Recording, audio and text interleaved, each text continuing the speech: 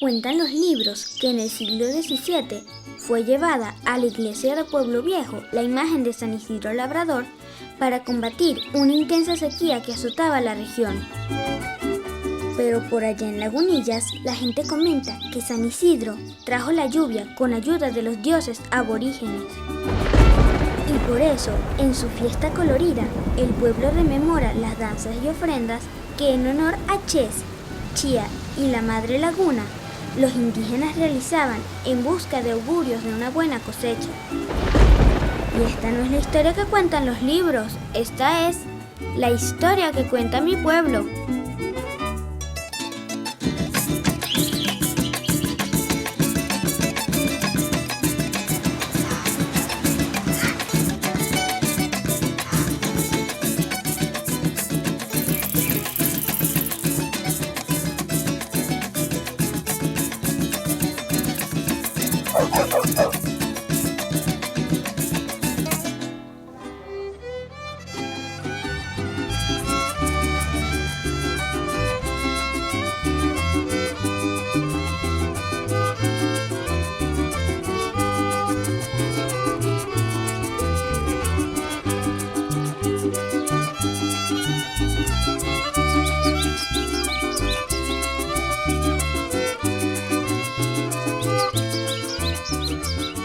Le piden San Isidro, ayúdanos con las cosechas. Y entonces, cada año a San Isidro lo adornan con fruta, yuca, todo lo que sacan, pues cambures, todo lo que se da, se lo ofrenda. Y ahorita bajamos a buscar a San Isidro, al santo, así para llevarlo hacia el pueblo, a la iglesia. Le damos el recorrido todo lo que es la laguna de Urabo. Subimos todo el pueblo hasta llegar a la iglesia. Las danzas son muy bellas. Usted no puede decir que aquí en Venezuela hay otra. No la hay. Eso se lo puedo estar muy seguro.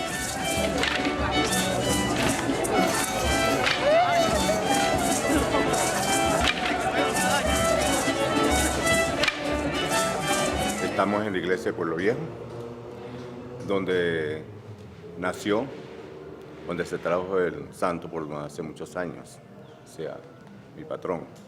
Cuentan la leyenda de que hizo muchos milagros. Y hay esa petición que Isidro se le pide, cuando hay mucho verano, se le pide: San Isidro Labrador, quita el sol y pone el agua, nos llueve, nos da abundancia de agua para el germinar de la tierra, y se consagra el patrón de todos los agricultores.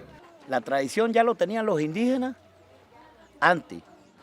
Para esa época, cuando la parte indígena y no había llegado los españoles, según los antepasados que nos comentaban o que nos explicaban, decían que hay una parte que le dicen Pueblo Viejo, pero en esa época no era Pueblo Viejo, sino Mucumbú. En muchos pueblos de la cordillera andina merideña se veneraba a un dios. Estamos haciendo referencia en este momento a la época prehispánica.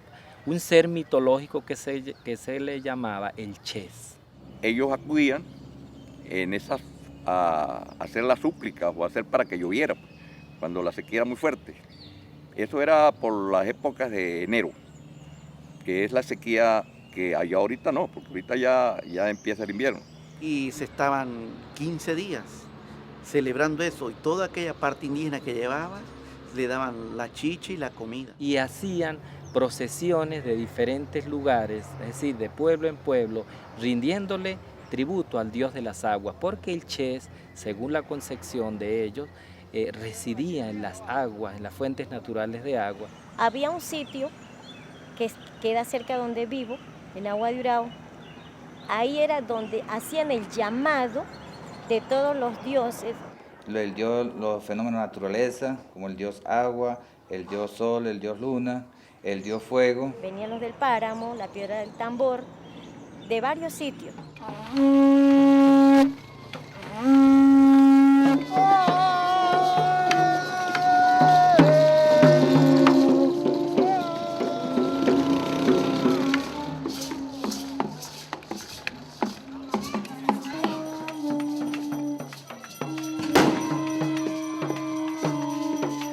Porque nosotros no rendíamos homenaje a los santos, nosotros rendíamos homenaje eran los sitios sagrados, entre ellos pues la laguna, ¿verdad? Y también a las piedras. Cuando llegan los padres doctrineros en 1619, acá en nuestro pueblo, el 15 de enero, día en que no se celebra San Isidro, ellos estaban celebrando ahora la bajada del dios de la fertilidad, la bajada del Che. Porque hacía un gran festín de la alegría de que ese año había sido fructuoso para ellos. Esa es donde se celebran las fiestas centrales del pueblo samú. Después, con la transculturización, cuando llegaron los españoles, pues las fechas se corrieron. Entonces ya no se celebraban en diciembre, sino se las fueron corriendo hacia mayo. Que se mantienen desde 1619, cuando fue traído por los padres doctrineros, para tratar de evangelizar y doctrinar a nuestros antepasados indígenas que se encontraban acá en Lagunilla, ofrendando a sus dioses que eran para ellos.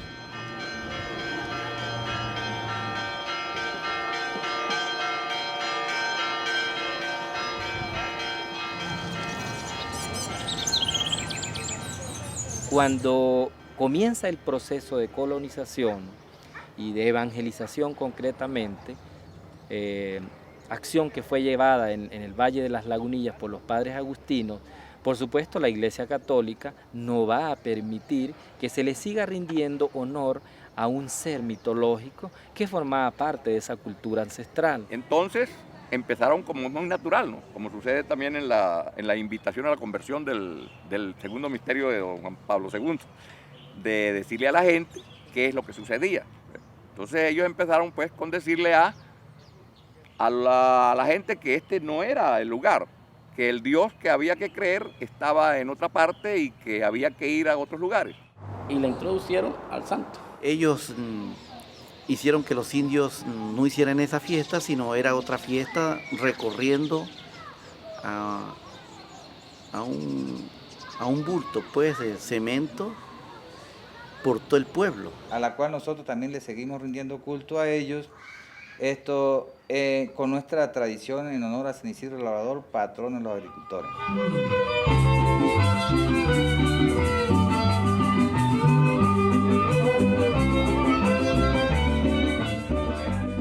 Según las leyendas de San Isidro, él era un labrador español. Él nació en Madrid, España, en el año 1106. Él trabajó mucho la tierra, era un labrador. Él cultivaba allá en su tierra natal, en Madrid. Pero a los 22 años, Isidro se casa con María Toribio. A los 23 años nace su primer y casi único hijo, que lo puso por nombre Juan Isidro. El niño sale al patio y en el patio había una fosa donde extraían el agua para el consumo de la casa, de los aseos y todo. El niño se asoma a ese pozo y cae al agua. Al caer la tarde, ya a las 6 de la tarde, llega Isidro y se asustó todo y dice, bueno, ¿y qué pasa aquí? ¿Por qué hay tanta gente? Le dicen los vecinos, Isidro, hable con María Toribio. Él entró a su casa y le preguntó, María, ¿qué pasa con la gente? Le dice, Isidro, Juan Isidro se me extravió, no sé dónde está. Isidro vuelve a salir donde está la gente, se arrodilla, no con las dos piernas, sino con una en el suelo y la otra levantada, y hace una súplica al Señor y le dice, Padre, me entregaste a mi esposa, luego me entregas a mi hijo, ¿por qué me lo quita de esa manera? El pozo del agua empezó a subir y sale Juan Isidro, pero no muerto, él sale dormido. Isidro lo agarra, lo levanta y le dice, gracias Señor, porque me devolviste a mi hijo, el niño está dormido.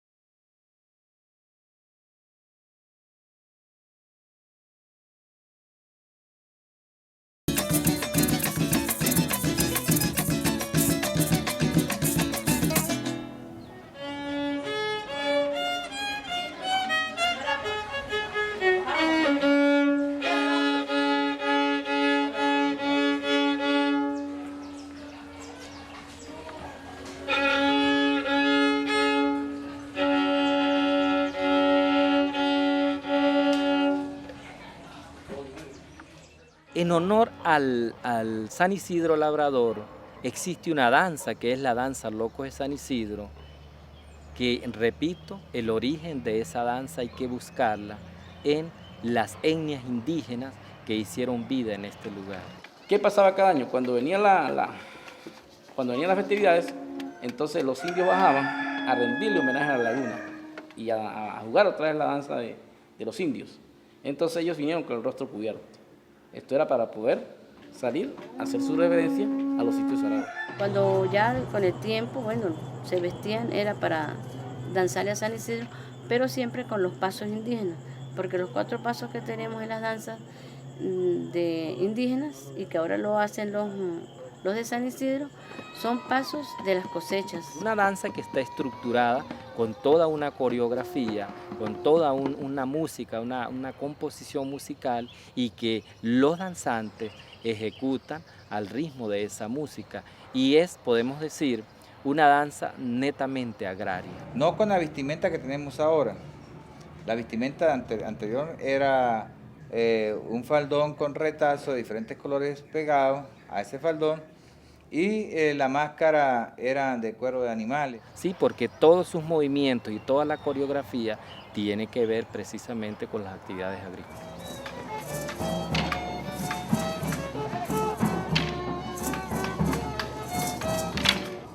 ¿Qué representamos dentro del baile?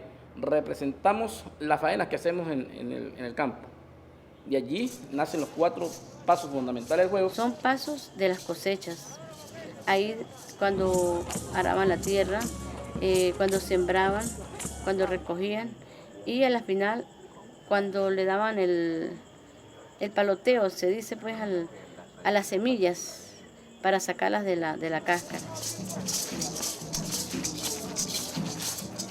Por eso que nosotros le rendimos culto a ellos en todos los pasos de la danza. La danza está compuesta por 5 pasos, pero con 4 tipos de música. La primera música se baila en la danza de la batalla en honor al fruto que va a ser sembrado. Por eso es que uno golpea el palo arriba y después uno da la orden de que se haga la siembra, que es el hueco. Se lanza bajo el palo para hacer el hueco de sembrar ese fruto. En la segunda parte se hace el corte, que es el deshiervo del fruto que está sembrado. Con el riego y el mantenimiento de ese fruto, pues sale maleza, hierba mala, hay que cortarla, hay que rozar todo eso, pero ese monte no se bota, se amontona, que sirve como abono, y posteriormente se hace el rito de la quema, adoración al fuego, en honor a todos estos antepasados indígenas que mantuvieron esa tradición.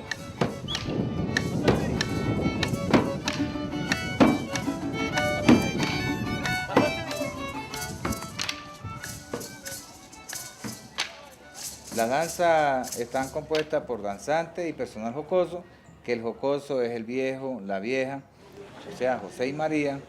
Tenemos el personaje también del toro, el oso, esos son figuras sueltas, que son los que ponen la mímica y el orden dentro de la organización cultural y tradicional de este pueblo. En aquella época, desde luego, ¿quién era el que hacía esto? Bueno, como en Grecia y como en todos los lugares ha habido un consejo de ancianos. Y como lo tenían ellos, pues. ¿Qué pasa con los ancianos en esa época? Los ancianos eran los que cuidaban la disciplina. Que es José y María, que son los representantes de doña Simón y don Simón, los nativos de ahí de la laguna. Donde ellos sacaron grupos de personas danzantes, con una danza traída de allá. Que ellos primero fueron vestidos de negro, un grupo que le hicían los negros. Primero eran negros de San Isidro, actualmente son locos de San Isidro. Y como el nombre no está mal, ¿verdad? Pues ahí se quedó y se quedará para siempre.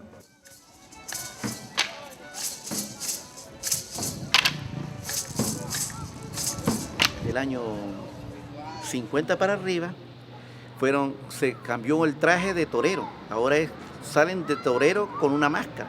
Y por eso es que los danzantes de San Isidro tienen el traje de ellos, es igualito al traje de San Isidro. Todo de seda y su sombrero adornado. Es una vestimenta de 3 piezas. Tenemos el chaleco, el pantalón con bache hasta la rodilla y tenemos la chaqueta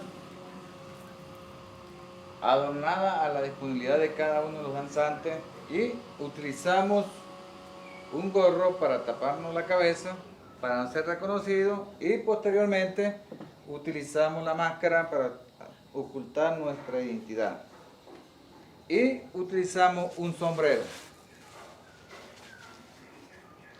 El sombrero, pero en cada mano llevamos una maraca con una pañoleta de cualquier color y un palo forrado como para dar más vistosidad al compás de la música.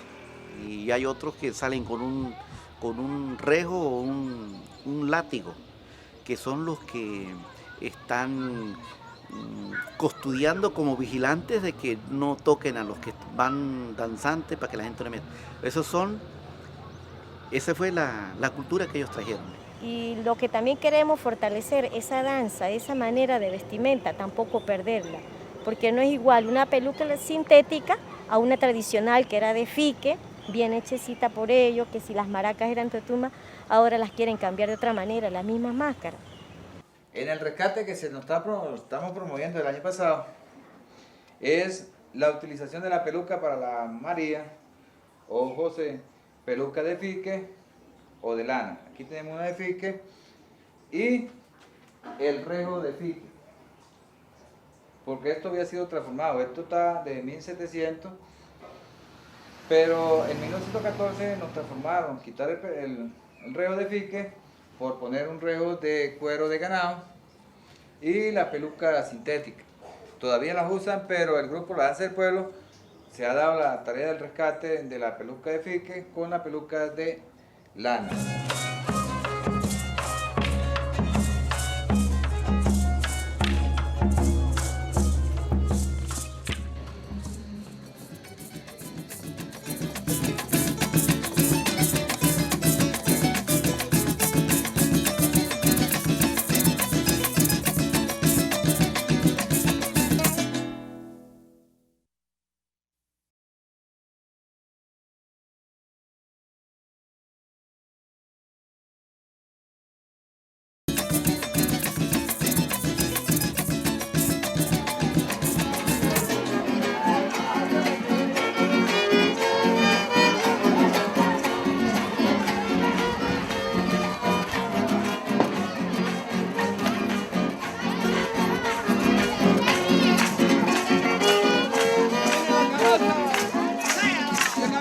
San Isidro, después de canonizado y llevado a los altares, lo colocan para que sea venerado el 15 de mayo de cada año. Gran parte del pueblo, hablando en general, ¿no? Ellos le hacen esos honores a San Isidro. Incluso sembraban 6 meses antes de la fiesta para tener el día de 15, el 14, tenerle su, ¿me entiendes? Eso tiene tiempo, no sé qué año, pero en que yo me conozco, yo voy por 40 y pico, casi por 50 años. Yo empecé a conocer ya de por lo menos de 10 años para arriba. Más menos de edad, pero ya cuando fui saliendo fue de los 10 años ya reconociendo más. Llega el santo San Isidro y estos bailes se incorporan. Muchos indígenas dejan de vestirse como eran para integrarse a como el traje, porque claro, era bonito y iba cambiando. Y a los indios pues ya no los tomaron en cuenta, sino los indios salían por su propia cuenta como un honor a defender la cultura y para no perderla. Bueno, ¿y cuántas cosas ya, por lo menos cuántas generaciones ya han pasado ya? Por lo menos yo me pongo a pensar que ya en esta, ya uno es como la 6ª generación. Después ya viene ya la familia, entonces eso tiene ya muchos años. En el año de 1942, Valerio Gutiérrez formaba parte de la danza de San Isidro, pero ya él tenía la información atrás de todo lo que hemos hablado, de todo lo que yo he hablado, esa información ya la tenía. Y él en ese año logra disfrazar el disfraz que a él le pertenecía lo volvió a disfrazar de indio nuevamente. Papá siempre le decía, mire mijo, esto no era así, esto era así, tenemos que hacerlo así, nos decían. Así no es así. Fue en 1978, cuando hubo un reencuentro acá en Lagunillas y nosotros logramos convencer a papá de que volviéramos a salir otra vez con la vestidura indígena, a participar en esas actividades. Y de hecho, de allí se volvió a impulsar la cultura en las calles. Nuevamente se dan cuenta que el originario pues sigue siendo como se salían los indígenas.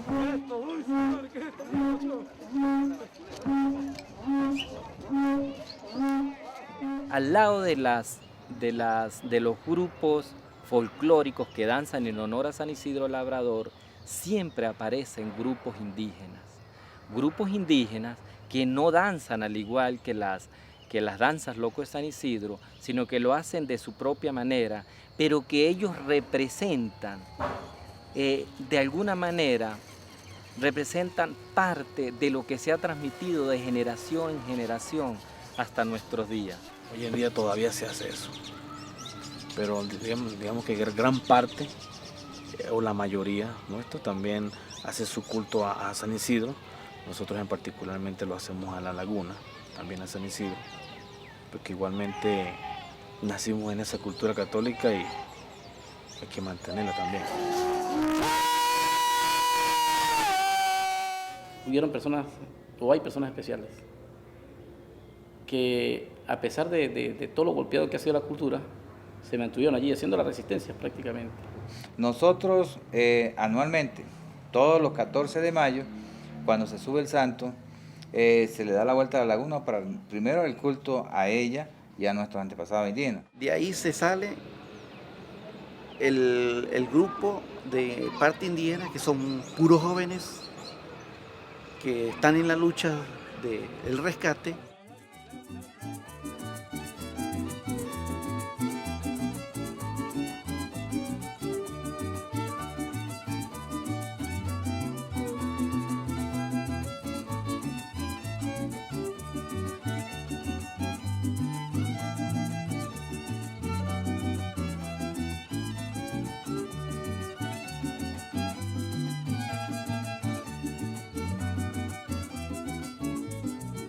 ¿Sabe cómo es la cosa? Que yo sueño con ponerle ya ese reloj de la iglesia que está echado a perder, la música de los locos de San Isidro. ¿Por qué? Porque con eso mi mamá me crió. Tan bello que es eso de... Y eso es muy bonito, ¿verdad? Eso da a uno estima.